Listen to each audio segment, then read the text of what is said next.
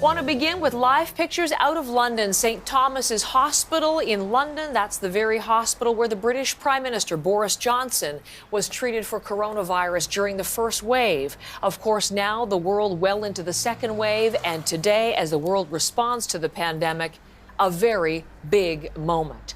The UK is the first Western country to start vaccinating people against the coronavirus. It's the first in the world to begin mass inoculations with the Pfizer vaccine. And here is the first person in line to get it. Just going to be squeezing your arm, okay? Okay. Relax your arm for me. Just relax.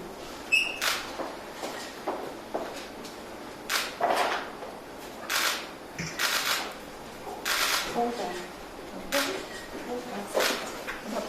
All done. Margaret Keenan there, having her sleeve rolled up and getting the jab, as they call it in the UK. 6:31 Greenwich Mean Time, 1:31 in the morning Eastern Time, and you can see the cameras and the flashes popping as reporters from around the world captured that moment. Here's another nice moment. Staffers at the University Hospital in Coventry saluting the 90-year-old grandmother as she headed out.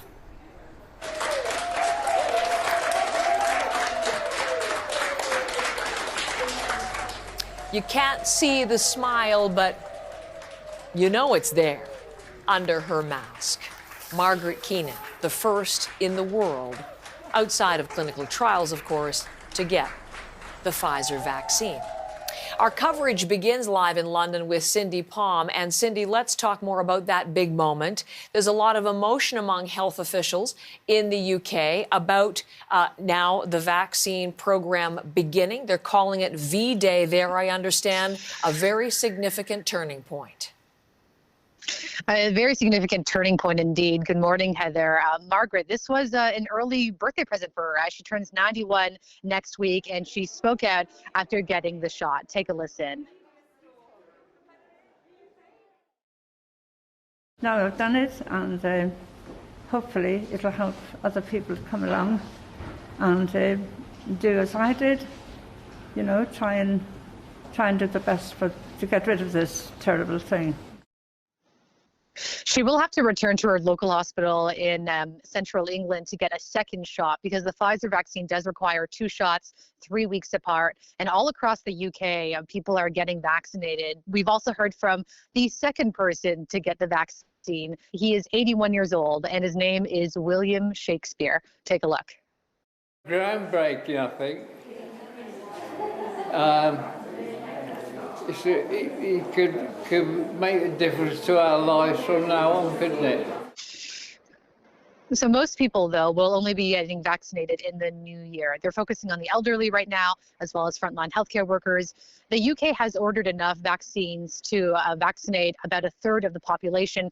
There are other vaccines that are awaiting a regulatory approval, but this, Heather, is seen as really a watershed moment as there appears to be a plan that is being rolled out to finally get rid of the coronavirus. Cindy, I do want to carry on with you, but I can't help but stop and just talk for a moment about the William Shakespeare thing. They could not have found a patient with a better name, the second to receive that. William Shakespeare, there he is, 81. And the headline writers are having just a field day with this, taming of the flu, as they say. Hopefully it doesn't turn out to be a comedy of errors, this whole program. But interestingly, from his niece, a tweet about this. Let's pull that up. His niece, Emily, writing, "That's my lovely uncle you're talking about. And at some point, he'd like to see his wife, children, and grandchildren who can't visit him at the moment. A very worthy recipient." Similar sentiments we got from Margaret Keenan, I know, Cindy, as she said, hopefully with this vaccine, and of course she has a second shot to come, but hopefully with immunity in time, she'll be able to see loved ones as well. She's been on her own for the better part of the year, as so many have.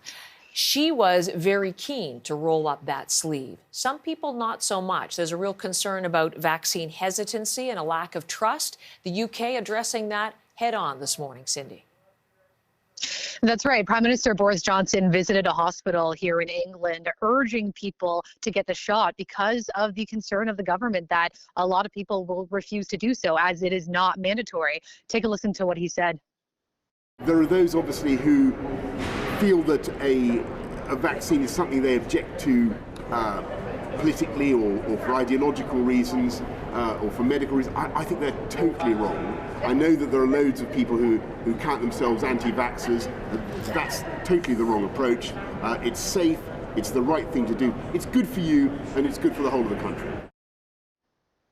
He does stress as well that this rollout is going to take time. It's not going to happen overnight. As I mentioned earlier, most people will not get vaccinated until the new year. So in the meantime, social distancing measures will have to be in place.